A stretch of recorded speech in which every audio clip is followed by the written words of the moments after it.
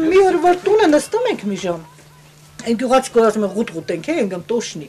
եթե տունը նստում ենք չենք կարում։ Ահա, ես էլ ես։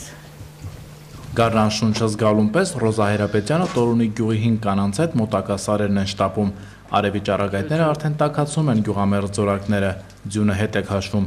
Գարնան առաջին ծաղկի ձնծաղիկի հետ նաև խնջլոզն է դուրս գալիս։ Կատարում ենք վարժություններ,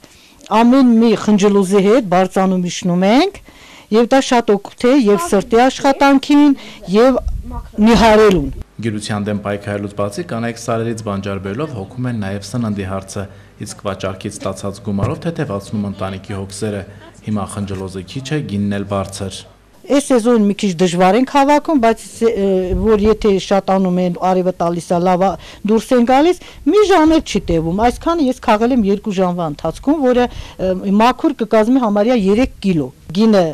հիմա բարձր է, իսկ երբ շատանում է, արդեն ցածրանում է։ Մարդիկ հացին, պեսոկին, ամեն ինչին այդ փողն են ծախսում։ 50-ամյա Ռոզա Հայրապետյանը Տորունիքի բուժքույրն է, որպես մասնագետ լավ գիտի խնջլոզի օգտակարության մասին։ Խնջլոզը տապակում են ձվով եւ յուղով, շատ ավելի համեղ է լինում, քան ջրով եփած հենց այնպես ուտեն։ Ջուրը օգտակար է նաև երիկամային հիվանդների համար, սիրտոքային անբավարարություն ունեցողների համար, ամեն ինչին, լյարդի խնդրեմ ունեցողների համար եւ խորհուրդ ենք տալիս, որ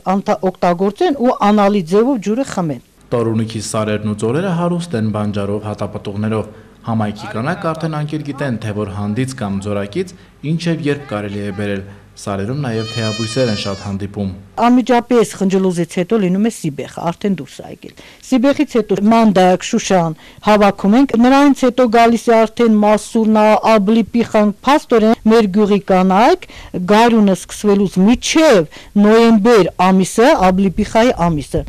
երբեք հանգստություն չունեն։ 50-ամյա Տորունիկցին կես կատակ կես լուրջ ասում է, ամիսներն այստեղ տվյալ ամսին հասունացող բանջարի կամ հատապտղի անունով են կոչում։ Արմենով Ակիմյան, Մանվել Հովսեփյան, Սիսյանից Լարաբերի համար։